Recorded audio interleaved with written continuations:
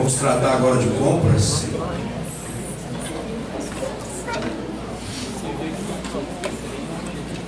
No caso das compras, as disposições legislativas são bastante parecidas no caso de serviços e obras. Apenas existem especificidades, né, próprias de cada um desses objetos. Então, no artigo 14 prevê que nenhuma compra será feita sem adequada caracterização do seu objeto e indicação dos recursos aumentados para seu pagamento, sob pena de nulidade do ato e responsabilidade de quem lhe tiver dado causa, que é o mesmo princípio aplicado lá no caso de serviço. Mas, no caso de compras, o artigo 15 já prevê algumas especificidades, que é atendimento ao princípio da padronização, que impõe a compatibilidade de especificações técnicas e de desempenho, observados como for o caso as condições de manutenção, assistência técnica e garantia oferecidas. A gente vê muito em órgão público, cada mesa de uma cor, cada cadeira de um jeito, cada computador diferente do outro. Então aquilo é uma miscelânea de coisas, então não há uma padronização de nada. Por quê? Porque não há um planejamento. Não há um planejamento para poder efetuar a compra, vão comprando compras parceladas e cada vez vem de um jeito diferente. Outro critério diferencial aqui é que as compras elas devem preferencialmente ser feitas pelos sistemas de registro de preço, e hoje é o mais utilizado, amplamente utilizado, porque no SRP você não precisa ter aquela fiscalização de estoque, né, de almoxarifado. Você pode ir comprando na medida da sua necessidade, sem que isso leve à perda de material por desuso ou por vencimento. Então é mais prático.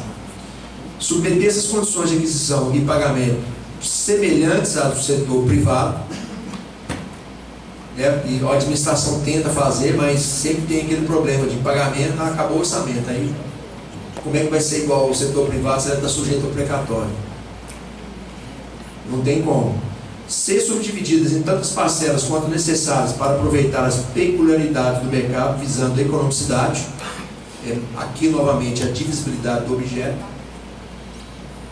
Balizar-se por preços praticados no âmbito dos órgãos e entidades da administração pública.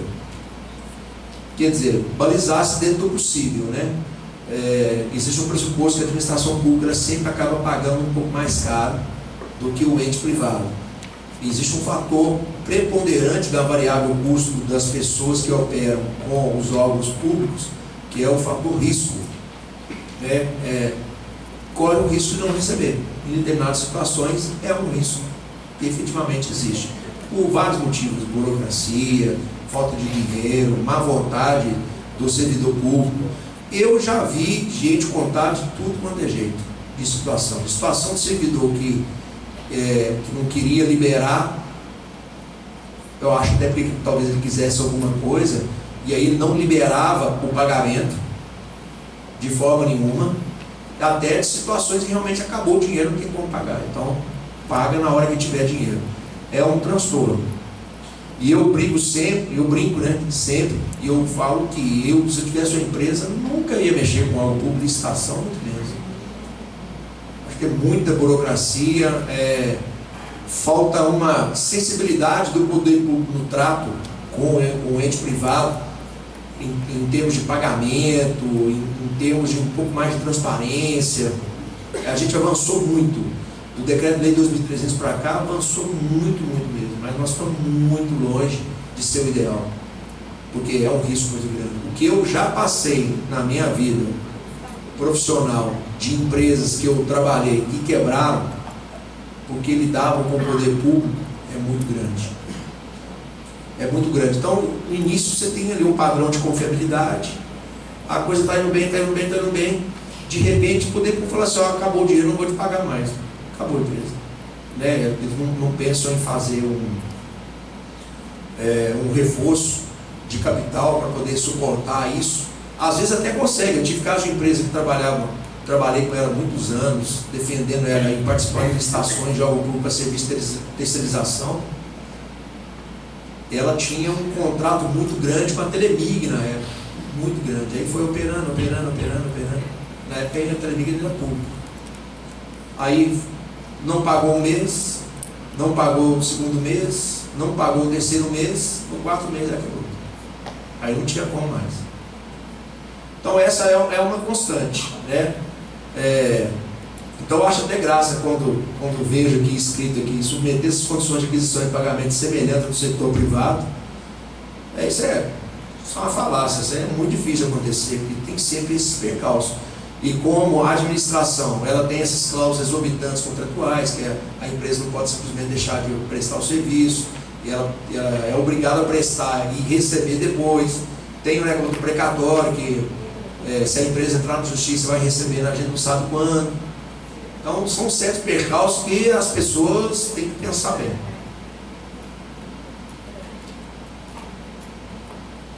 E ainda, no parágrafo 7º aí, nas compras deverão ser observadas ainda a especificação completa do bem a ser adquirido sem indicação de marca. Vamos retornar aqui para aquele conceito já dito anteriormente com relação à questão da marca.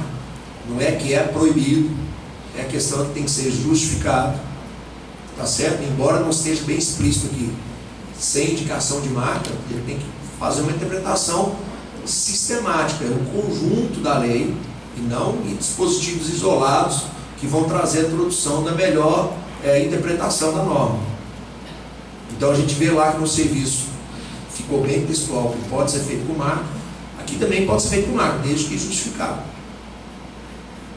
A definição das unidades da quantidade a serem adquiridas em função do consumo e utilização prováveis, cuja estimativa será obtida sempre que possível, mediante adequadas técnicas quantitativas de estimação. Porque normalmente a gente usa dados estatísticos, a gente vai comparar as aquisições quantitativas anteriores e ver quanto que vai ser para esse ano. E quando essa estatística não é coerente, ou seja, a sua necessidade é maior do que a média que foi feita nos anos anteriores, também se justifica dizendo que há uma expectativa de aumento da demanda e tudo mais para poder aumentar o quantitativo. O que se busca com isso? Busca-se com isso dar uma maior transparência no sentido de, primeiro, mostrar o planejamento do gestor com relação à quantidade que ele espera adquirir, buscar uma previsibilidade até para a cotação de preço na hora que o licitante for apresentar a proposta dele, que ele tenha aí o impacto do efeito do quantitativo, né? Não o impacto econômico dele, e permitir que ele faça um planejamento durante o curso do ano daquilo que efetivamente ele vai gastar, ele vai usufruir. Então não é simplesmente fazer assim de forma aleatória, prever esse quantitativo, não.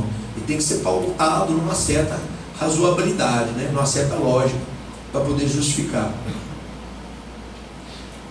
As condições de guarda e armazenamento que não permitam a deterioração do material. É muito importante. Hoje muito menos, porque a utilização da SRP acabou com grande parte desse problema. Mas antigamente era muito comum comprar excesso, perdia-se, né? Principalmente alimentos. E era terrível.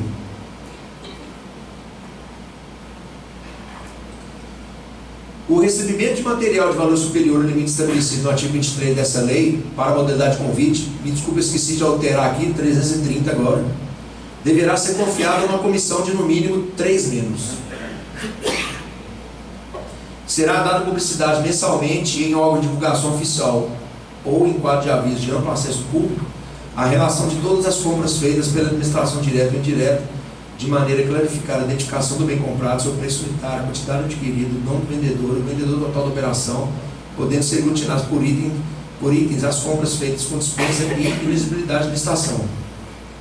E o disposto desse artigo não se aplica aos casos de licitação previstos no inciso 9 do artigo 24. Mas esse tipo de publicidade hoje, ela ficou inoperante porque tudo é lançado no portal da transparência. Então você já tem lá o contrato, o gasto, quanto foi executado, quanto foi previsto. A informação é muito mais ampla.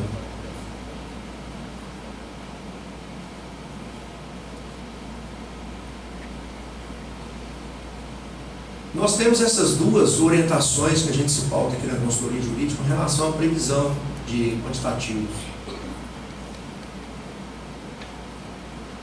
essa primeira, a número 4 de 2009, ela prevê que a licitação por preço global é possível apenas caso demonstrado, através de pesquisa de mercado, que o desconto ofertado sobre a tabela da ANP, né, da Agência Nacional de Petróleo, no caso de combustíveis, para cada tipo de combustível, álcool, gasolina, diesel, gás natural, vendido separadamente, é menor do que o desconto ofertado em caso de venda conjunta de todos os combustíveis a serem licitados.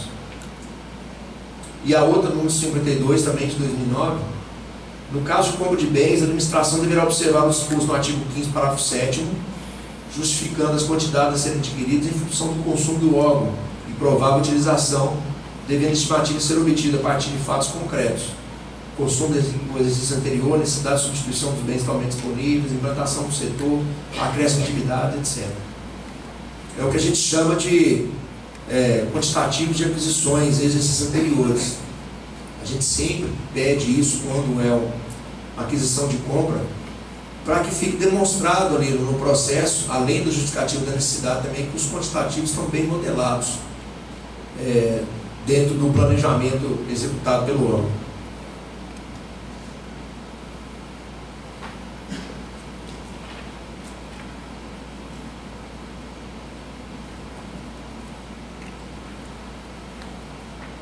Nós vamos passar agora para a alienação. Compras é um processo pequeno, porque muita coisa já foi tratado lá quando a gente tratou de serviço, não há muita diferença, né? A contratação é a mesma, a metodologia de compra é a mesma, só tem mesmo essa diferenciação aí com relação a essa previsibilidade estatística dos quantitativos. Mas nós vamos passar agora para as alienações, né? Porque eu disse uma coisa errada no início. Eu falei que a licitação é o processo que culmina com a realização do contrato final, normalmente de compra ou serviço. Na verdade, o processo de licitação também é destinado à alienação, né, de bens móveis e imóveis da União, também seguem o mesmo procedimento. Então a gente pode dizer que o processo licitatório é um processo que tem por finalidade a escolha do melhor fornecedor ou da melhor proposta de venda de ativos da administração pública. E a alienação, no conceito jurídico tratado na Lei 8666, não é só a venda do bem, é toda transferência de propriedade ou de um de seus direitos, né, porque a propriedade ela pode ser dividida em direitos de uso, de disposição, de um bem sob a forma de venda, permuta, doação, dação em pagamento, investidura, cessão ou concessão de domínio. Perfeito? Então todos esses poderes inerentes ao domínio também são alienáveis.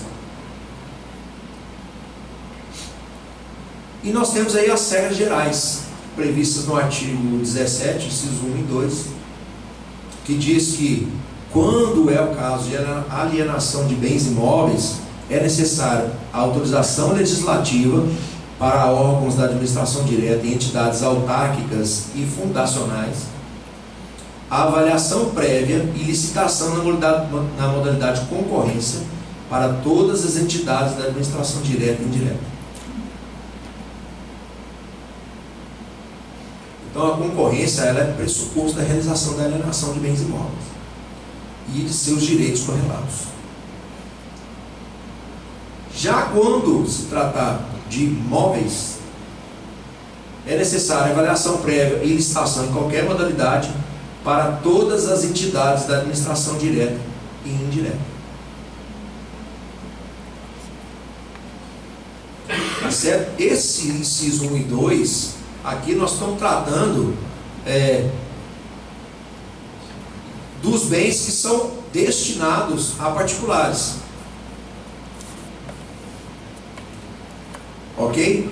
Porque há as movimentações de material, as transferências de bem entre um e outro, que também são tratadas aqui dentro do 17. Há casos de dispensa de realização, são exceções a essa regra geral aqui dos incisos 1 e 2, que também nós vamos tratar aqui, porque são várias e várias hipóteses, todas elas diferentes.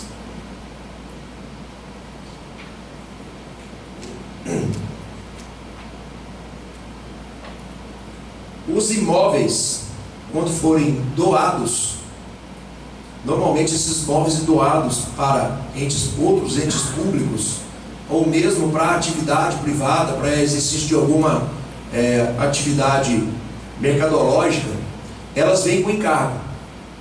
Qual é o encargo? É que aquele bem seja destinado para aquela finalidade que justificou a doação. E aí o parágrafo 1º ele diz que esses imóveis doados, cessadas as razões que justificavam a sua doação, reverterão ao patrimônio da pessoa jurídica doadora, vedada a sua alienação pelo beneficiário. Perfeito? E são determinadas condições que são postas. Isso é muito comum em doação de bem imóvel por entes federados para outro ente. Ele doa para a execução de uma finalidade específica, mas cessada aquela finalidade, o imóvel retorna. A doação com encargo será licitada e seu instrumento constará obrigatoriamente os encargos, o prazo de seu cumprimento e cláusula de reversão, sob pena de nulidade do ato, sendo dispensada a licitação no caso de interesse público devidamente justificado.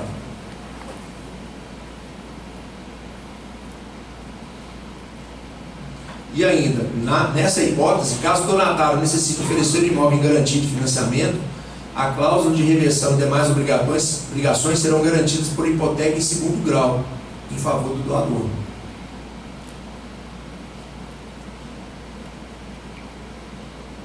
E para o caso de venda de bens móveis avaliados, isolada ou globalmente em quantia não superior ao limite previsto no artigo 23, inciso 2, a linha B dessa lei, a administração poderá permitir o leilão, que é bastante utilizado, né, para a venda de bens móveis de pequena monta.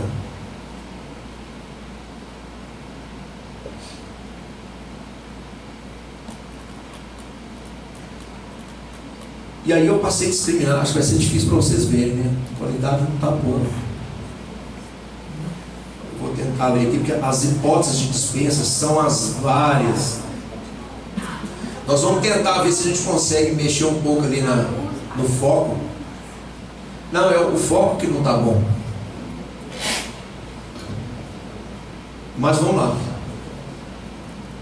As hipóteses legais de dispensa de licitação para os bens imóveis.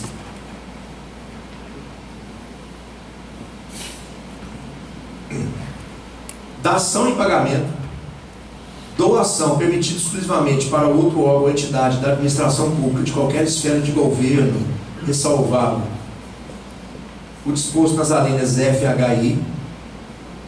Permuta por outro imóvel que atenda aos requisitos constantes do inciso 10 do artigo 24 dessa lei, que é a hipótese em que a gente só tem um imóvel, que é o único imóvel que irá nos servir. Investidura,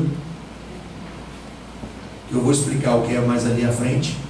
Venda a outro órgão ou entidade de administração pública de qualquer esfera de governo. Alienação gratuita ou onerosa, foramento, concessão de direito real de uso, locação ou permissão de uso de bens imóveis residenciais construídos, destinados ou efetivamente utilizados no âmbito de programas habitacionais ou de regularização fundiária de interesse social desenvolvidos por órgãos ou entidades de administração pública.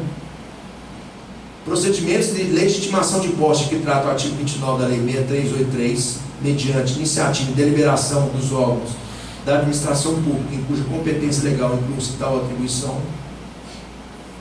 Alienação gratuita ou onerosa, foramento, concessão de direito real de uso, locação ou permissão de uso de bens imóveis de uso comercial de âmbito local com área de até 250 metros quadrados inseridos no âmbito de programa de regularização fundiária de interesse social desenvolvido por órgãos ou administração ou entidades de administração pública. Alienação e concessão de direito real de uso gratuita ou onerosa de terras públicas rurais da União e do INCRA, onde incidam ocupações até o limite de que trata o parágrafo 1º do artigo 6º da Lei 11.952, para fins de regularização fundiária, atendidos os requisitos legais.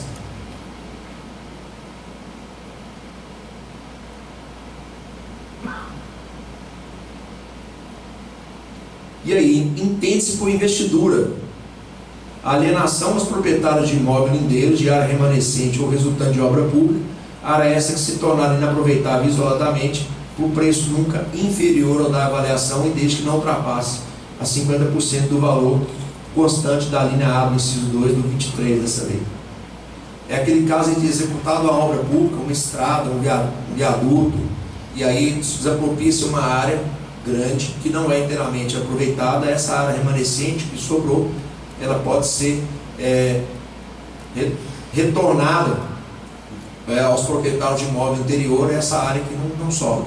Ele paga a diferença? Ele devolve a diferença? Devolve a diferença.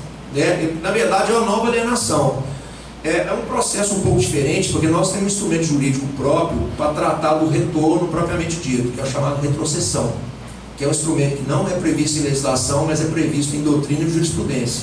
É uma das primeiras ações que eu fiz na vida quando eu comecei a advogar, uma ação de retrocessão.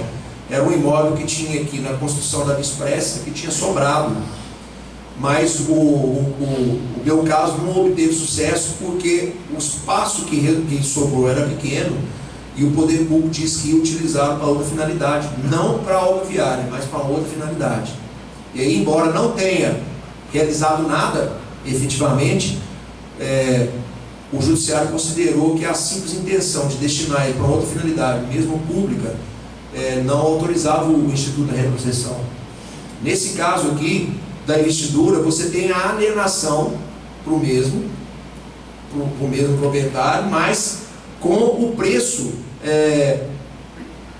nunca inferior à da avaliação, obviamente corrigida. Tá certo? Então eles fazem a avaliação do valor e diferente. Olha, eu tenho essa área aqui, ela foi avaliada por tanto. Você quer comprar ela? De novo, né? Porque já recebeu uma desapropriação, você quer ficar com ela, você compra ela. Eu acho tudo interessante, acho mais rápido que a retrocessão. E além disso a alienação aos legítimos possuidores diretos ou na falta deles ao poder público de imóveis para fins residenciais construídos em núcleos urbanos anexos a usinas hidrelétricas, desde que considerados dispensáveis na fase de operação dessas unidades e não integrem a categoria de bens reversíveis ao final da concessão. Então, a investidura ela trata desses conceitos bem específicos, né? Essas duas situações, de área remanescente de obra e de área utilizada ou apossada em residências construídas à margem de usinas hidrelétricas. Regra: na concorrência para a venda de bens imóveis, a fase de habilitação limitar-se à comprovação do recolhimento de quantia correspondente a 5% da avaliação, para ampliar a competitividade.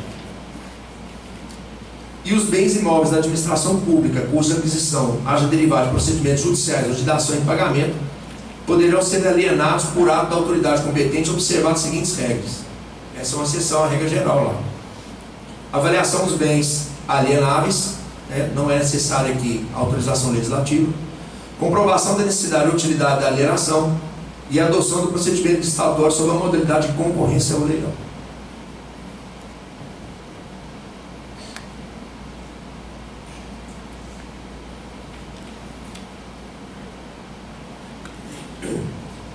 A administração também poderá conceder título de propriedade ou de direito real de uso de imóvel dispensado da licitação quando o uso destinar-se a outro órgão ou entidade da administração pública, qualquer que seja a localização do imóvel, a pessoa natural que nos termos de lei, regulamento ou órgão normativo do órgão competente, haja implementado os requisitos mínimos de cultura, ocupação mansa e pacífica e exploração direta sobre a área rural, observado o limite que trata o parágrafo 1º do artigo 6 da Lei 11.952.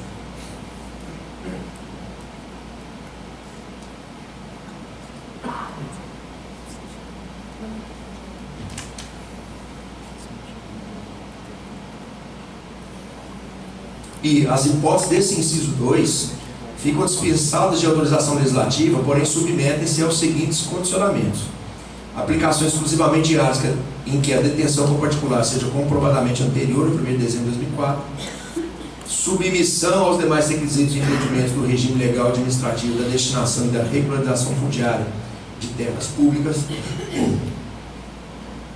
vedação de concessões para hipóteses de exploração não contempladas na lei agrária nas leis de destinação de terras públicas ou nas normas legais ou administrativas de zoneamento ecológico e econômico, e previsão de revisão automática de concessão dispensada a notificação em caso de declaração de utilidade ou necessidade pública ou interesse social.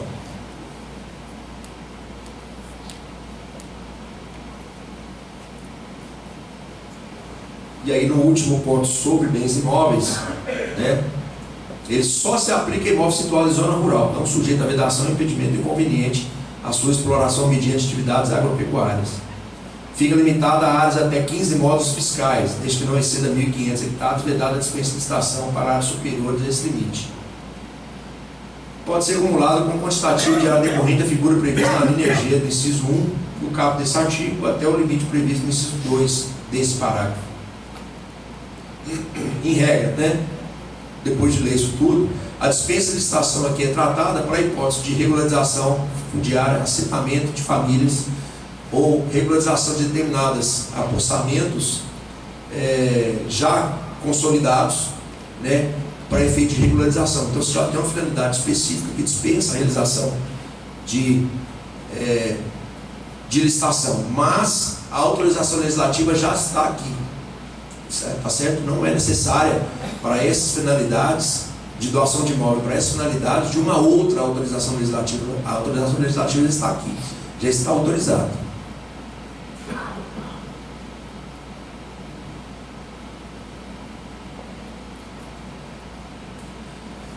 E para os bens móveis é permitida a doação, né, exclusivamente para fins e uso de interesse social, após avaliação de sua oportunidade e conveniência socioeconômica, relativamente à escolha de outra forma de alienação, conforme previsto no Decreto 9373 de 2018. Permuta, permitida exclusivamente entre órgãos ou entidades da administração pública. É importante frisar, a permuta, embora não prevista aqui para bens imóveis, ela foi tratada o ano passado, a partir do funcionamento também do Tribunal de Contas, que estabeleceu critérios para realizar essa permuta, né? Podia se vender, podia receber, mas não podia permutar.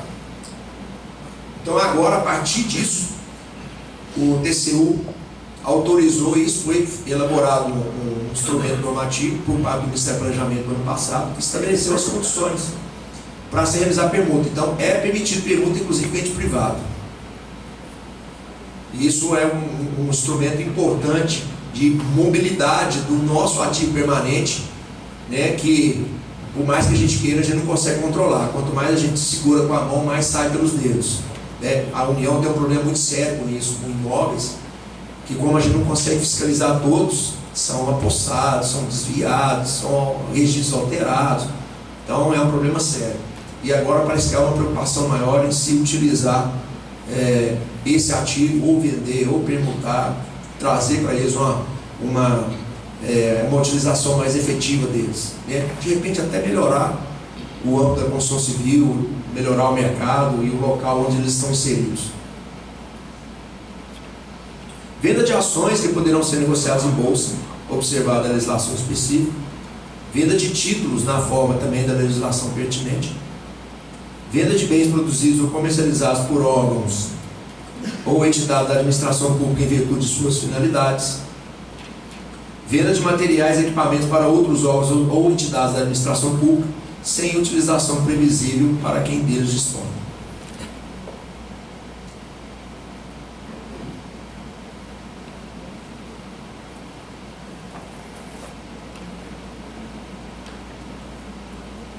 Então, as alienações, embora autorizadas ali no artigo 17 da Lei 8666, as regras dela, elas estão mais bem delineadas nessa Lei 9636 e no Decreto 9760, né? E depois alterada por essa Lei 11.483. Essa especificamente trata da regularização fundiária, principalmente de bens da Rede Ferroviária Federal, que foi um contingente muito grande, né, de bens não operacionais que foram destinados então para regularização fundiária.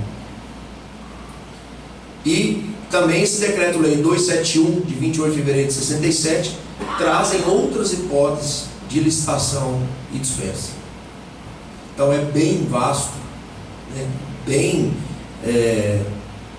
bem amplo, uma legislação bem esparsa, que às vezes até para tratar com ela, você tem que ler várias normas para poder chegar num consenso.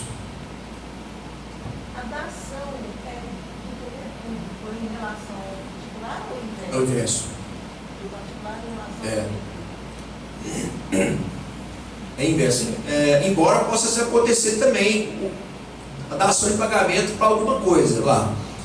Mas essa não é uma modalidade muito utilizada e ela tem alguns problemas. Porque quando você faz isso, esse é o entendimento de caso que eu já vi no Ministério Público. Quando você faz isso, a não ser que haja a previsão editalícia, né, que aí poderia ser feito com mais tranquilidade, mas na maioria dos casos, onde dá a ação do poder público particular, é com uma coisa específica que o particular tem. Se for isso, aí não poderia. Não, exato.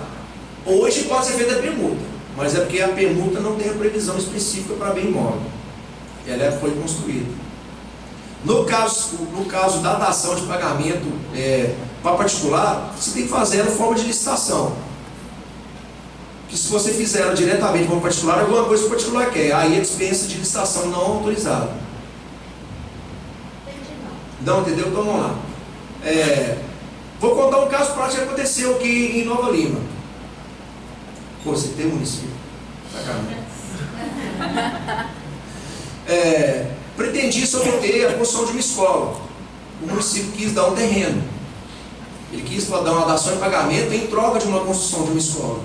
O Ministério Público entendeu que é ilegal, que seria uma dispensa de licitação, né? Desvirtuou o objetivo da licitação. Por quê? Aquele terreno poderia ter sido ofertado para outra pessoa. Então, se você faz através do procedimento licitatório, você pode fazer da seguinte forma: olha, eu estou oferecendo um terreno local tal para quem construiu uma escola. Ok. Até aí pode ter ser feito. Não dá para saber se há interesse pleno e todo mundo vai querer aquele terreno. Entende? Mas se você fizer ele diretamente, você não pode. Você tem que colocar todo mundo na mesma condição. Todo mundo que quiser construir a escola vai receber o terreno em troca. Ou terreno que você indicou no edital. Não, eu digo assim, por exemplo, você tem dois terrenos, um você vai construir a escola, e o outro você vai dar em troca, isso é permuta. A permuta, ela é diferente porque são hipóteses que são tratadas, pode ser feito com credenciamento, ou pode ser feito de forma licitatória, mas você tem que imaginar o objeto. Eu vejo permuta muito mais assim: olha, eu tenho um imóvel e você tem um imóvel que me interessa, vamos permutar? Você tem uns objetos diretos nele. Quando você pensa em fazer uma permuta em bem licitatório, para mim fica bem complicado, porque você trata assim: eu tenho um imóvel e vou trocar por um outro. Tudo bem, mas o outro é qual? Como vai me entender? Entende? Você perde um pouco da sua visão de futuro, o que você quer. Eu só sei que eu tenho um imóvel para poder trocar, mas eu não sei qual vai me ser ofertado, então fica mais complicado. Na permuta, você pode fazer a dação de pagamento por serviço? Pode, dessa forma como eu falei. Você tem um bem e você dá ele em troca no serviço, todo mundo que atende. Você especifica qual o serviço que você quer, especifica qual é o bem que você vai dar em troca, e aí quem atender essas condições vai receber aquele bem. Aí fica mais simples. É porque a gente vê muito caso de dação, permuta. O permuta é mais direta mesmo, mas casos de dação que a pessoa, isso acontece muito no ambiente municipal, fazer como foi feito ali. Olha, eu vou te dar um terreno que eu tenho, em troca de você construir para mim uma escola em outro lugar. E isso aqui não foi permitido. Entendeu? E os demais participantes? Aonde que eles foram? Eles podiam ter participado também.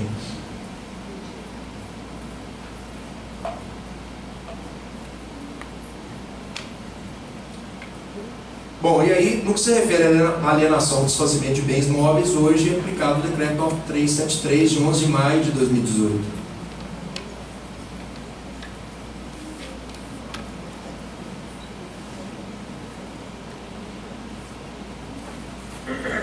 Bom, agora a gente vai começar a entrar na parte mais prática, né?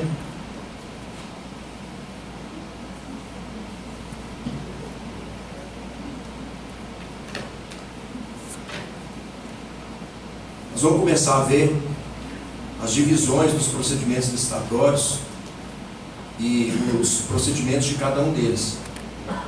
Nós temos essas 5 modalidades procedimentais de realização da licitação: concorrência, tomada de preço, convite, concurso e leilão. As 3 primeiras possuem divisão clara pelo valor objeto da licitação, e elas são divididas com base nisso. Concorrência, se não me engano, 3.300.000, tomada de preço 330. Poxa, até me troquei agora com esses valores, viu? Deixa eu confirmar. 3.300.000, concorrência acima de 3 milhões. Isso, tá certo, aí. Puxa vida. Então, acima de 3.300 concorrência, abaixo dela tomada de preço e abaixo de 330 convite, não é isso? De acordo com o decreto 95/12, que atualizou esses valores aí o ano passado. Então, sabe? No caso de concurso e leilão é muito mais com relação ao objeto, né? O concurso para determinado projeto artístico cultural e o leilão para venda, mais utilizado para venda de bens. Não, o pregão eletrônico nós vamos dar, vai ficar para final de outubro. Nós vamos fazer um curso só para SLP e pregão eletrônico. Aí, nós estamos tratando aqui nas modalidades da Lei 8.666. Esse aí estão em leis separadas, né? Está na 10.1520.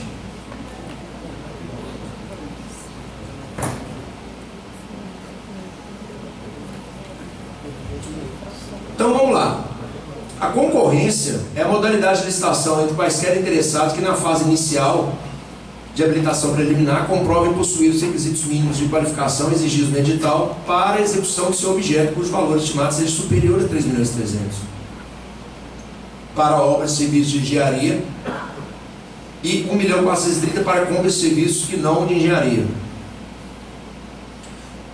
Já a tomada de preço é a modalidade de licitação entre interessados devidamente cadastrados ou que atenderem a todas as condições exigidas para cadastramento até o 3º dia anterior à data do recebimento das propostas, observada a necessária qualificação, cujo valor estimado seja inferior a 3.300.000 para obras e serviços de engenharia e inferior a 1.430.000 para compras e serviços que não de engenharia.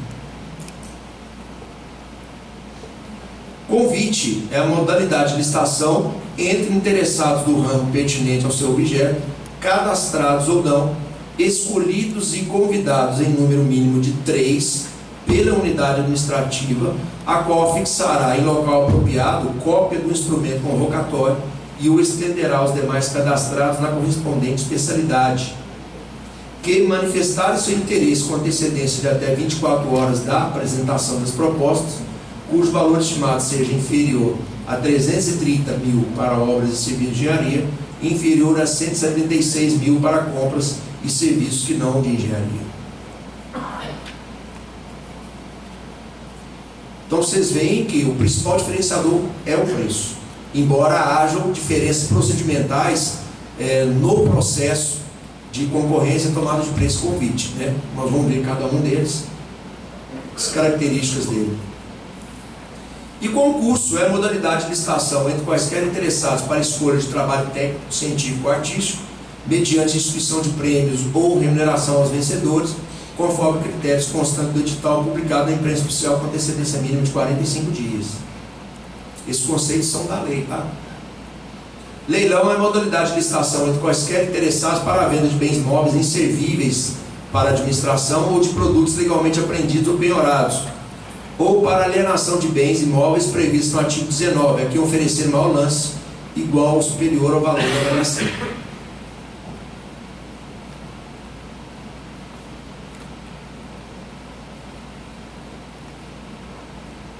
Então, pessoal, cada modalidade licitatória possui procedimentos, características e regras procedimentais diferentes e estão delineados na lei de acordo com os padrões de complexidade, iniciando com a concorrência, procedimento mais complexo, e terminando com o convite, procedimento menos complexo.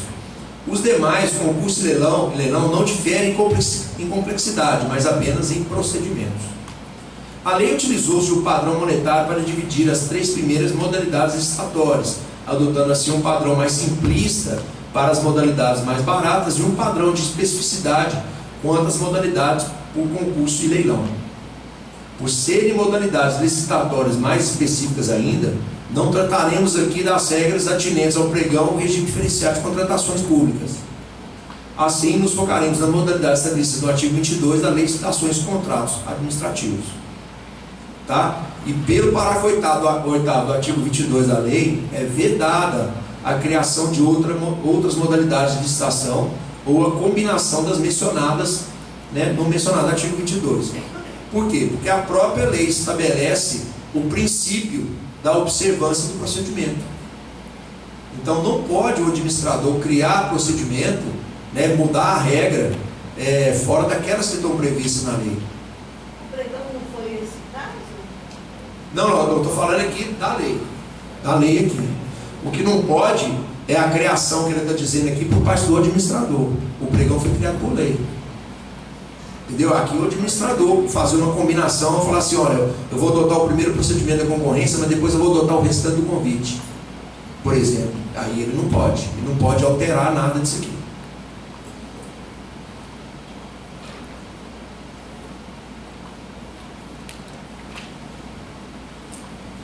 E veja que, para fins da escolha das modalidades licitatórias convencionais, concorrência, tomada de preço e convite, bem como de enquadramento das contratações previstas no artigo 24, 1 e 2, que são as hipóteses de despesa por baixo valor, a definição do valor da contratação levará em conta o período de vigência contratual e as possíveis prorrogações. Nas licitações exclusivas para microempresa, empresa de pequeno porte e sociedades cooperativas, o valor de 80 mil refere-se ao período de 1 ano, observada a respectiva proporcionalidade em caso de períodos distintos. Então vocês veem que tem 2 critérios de forma diferente, Esse foi o entendimento da AGU, externada nessa orientação normativa número 10. Para efeito de enquadramento da modalidade licitatória, você considera o contrato e, se for serviço contínuo, com as prorrogações, você soma as prorrogações. Tá certo? Então você tem que ter isso em mente na hora de verificar qual que é a modalidade licitatória correta para o seu caso. Porque pode ser que num ano ele dê um valor relativo ao convite, mas somando as prorrogações, você pode chegar à concorrência. E aí você tem que ter a atenção necessária para isso, para não incorrer em fracionamento ilícito. No caso da microempresa, para a definição do valor, do que é destinado, se a contratação ela vai levar em consideração, se ela vai ser destinada exclusivamente para a microempresa ou não, você pega o contrato do ano. Você não calcula as prorrogações. Então você pega um exercício.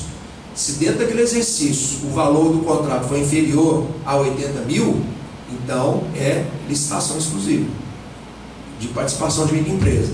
Mesmo que com as prorrogações ele ultrapasse os 80 mil. Perfeito? Isso é importante porque houve uma modificação até nesse entendimento da AGU.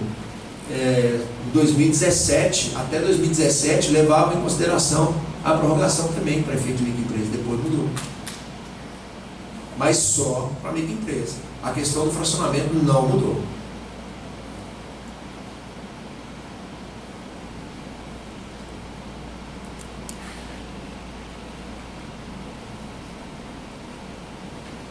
Já os tipos de licitação é o critério de seleção da proposta. Que aí são diversos, São 4 tipos que nós temos como critério de seleção da proposta. Como é que a licitação ela vai escolher a melhor proposta que vai ser apresentada? Bom, segundo o parágrafo 1º do artigo 45, existem 4 modalidades. A de menor preço, quando o critério da seleção da proposta mais vantajosa determinar que será vencedor o licitante que apresentar a proposta de acordo com as especificações do instrumento convocatório e ofertar o menor preço, a mais comum, amplamente a mais comum. A de melhor técnica, quando o critério de seleção da proposta mais vantajosa para a administração determinar que será vencedor o licitante que apresentar a melhor técnica.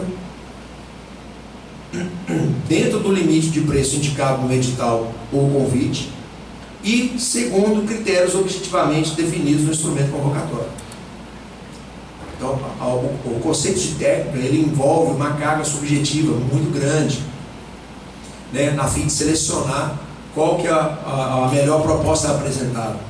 Mas eu falei disso um pouco mais no início, que a gente tem que definir o máximo possível os critérios de objetivação, tentar tirar a abstração o máximo que puder, tá certo? Embora seja difícil tirar completamente, a gente pode diminuir isso. Pois não?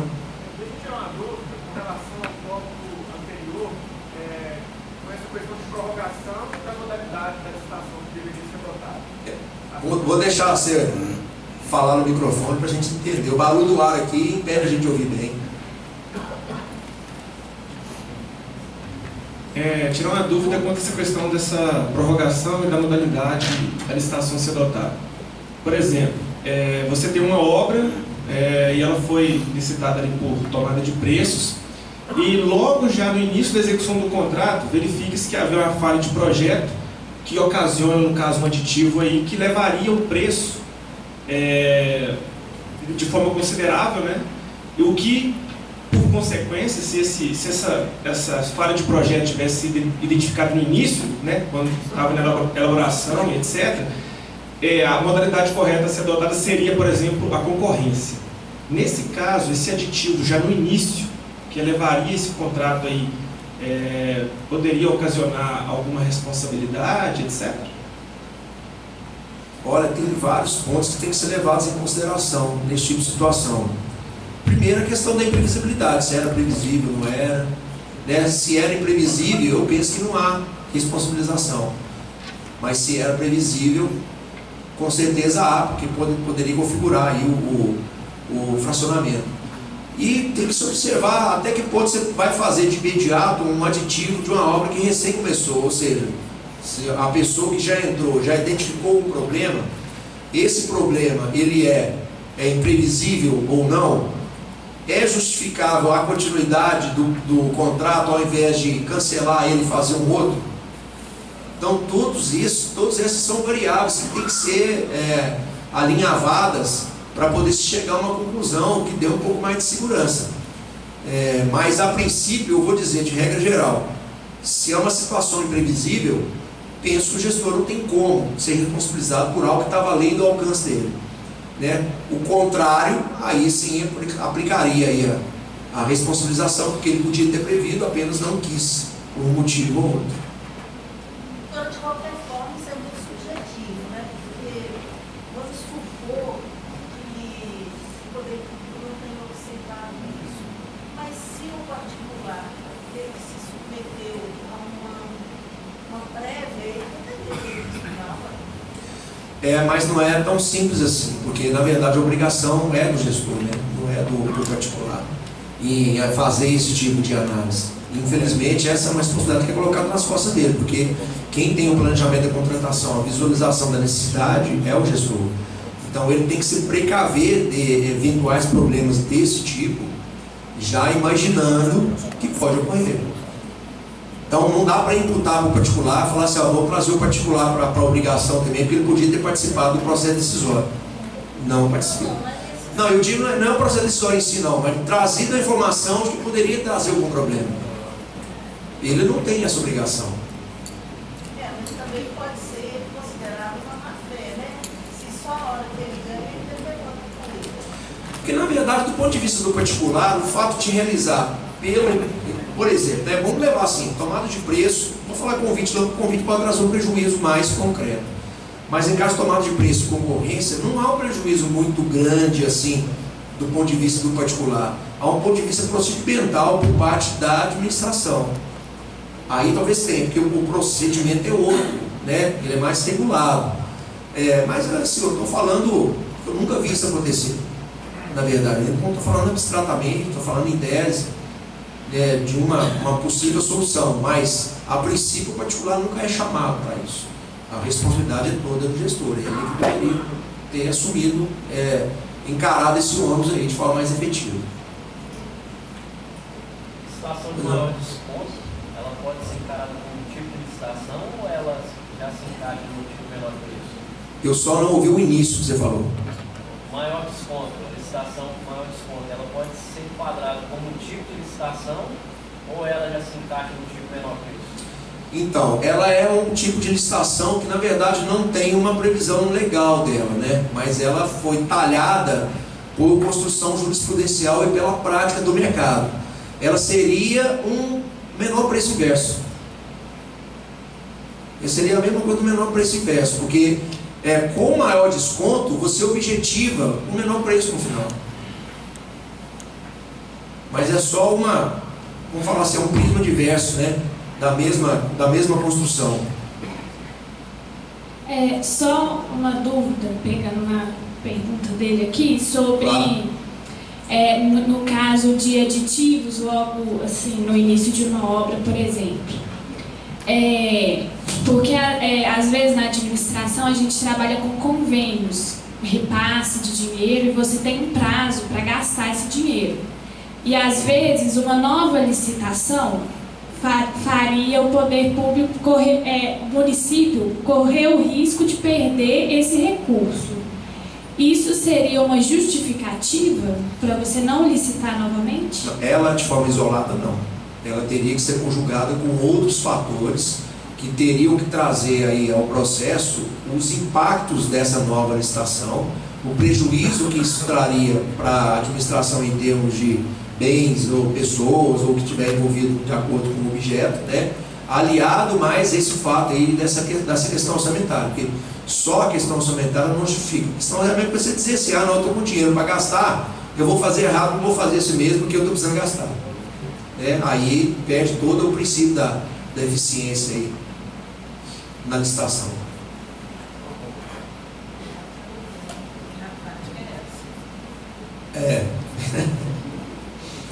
Você não acha melhor deixar para continuar mesmo? Pois eu quero terminar só mais esses dois pontos aqui, e aí vai dar o tempo certinho. Porque falta falar aqui da técnica de preço, que é quando o critério de seleção da proposta mais vantajosa determinar que será vencedor o licitante que apresentar o melhor resultado na soma ponderada de resultados entre técnica e preço, seguindo critérios objetivamente definidos no instrumento convocatório. E o de maior lance ou oferta no caso de alienação de bens. Só uma explicação. Técnica e técnica de preço, ela envolve conceitos abstratos, mas que são objetivamente inferidos. Então, normalmente, eu não sei se alguém aqui já teve a oportunidade de ver como é que é o julgamento de uma técnica e técnica de preço. Quando eles vão analisar situações de técnica, eles estabelecem pesos para o exercício de cumprimento de determinados pré-requisitos, para determinar técnica. Por exemplo, em caso de obra pública de grande vulto, que é muito utilizada a técnica de preço, aí estabelece lá no julgamento do projeto, por exemplo, que é a proposta técnica, se a pessoa atende a determinados requisitos, tem qualificação tal, tem experiência no mesmo exercício de atividade, quantas são. Então ele vai consolidando aquilo através de peso, de acordo com essa experiência, que vai comprovando a técnica dele, experiência profissional dele, e aí sim ele consegue uma gradação. Mas não perde o caráter subjetivo. E eu tive uma experiência profissional com relação à questão de técnica que foi muito interessante e muito triste ao mesmo tempo. Por quê? Porque quando foi feito, eu tive um cliente que quando ele apresentou o projeto, ele teve uma desavença pessoal, um problema que não interessa diretamente com um membro da comissão de licitação. E aí foram várias empresas e foi interessante, porque parecia aquele julgamento de escola de samba. Todo mundo foi 10, 10, 10, 10, 10, na hora que chegou nele 9,5. Todo mundo ganhou 10, ou seja, a pessoa já colocou ele em último lugar. Em situação de empate nos 10, tem 9 empatados e 1 em último. E nesse tipo de situação, ele não teve nem como discutir. Por quê? Porque você tinha uma abstração de meio ponto, que foi exatamente o que tiraram dele. E aí, ele dançou nesse critério, porque ele foi colocado lá em último. E não adiantou brigar, não adiantou discutir, não adiantou nada. E ele efetivamente perdeu. Então é muito perigoso esse conceito de técnica, ele é importante, mas ele tem um potencial muito grande de causar estrago por causa da carga de subjetividade que ela tem, né? E aí, obviamente, tem que ir na consciência de cada um. Não dá para tirar totalmente a subjetividade, mas a gente tem que eliminar o máximo que puder para evitar situações como essa. Bom, gente, então a gente para por aqui, 5 horas. A gente retorna amanhã às 8h30. Obrigado a todos por hoje. Então, um bom descanso.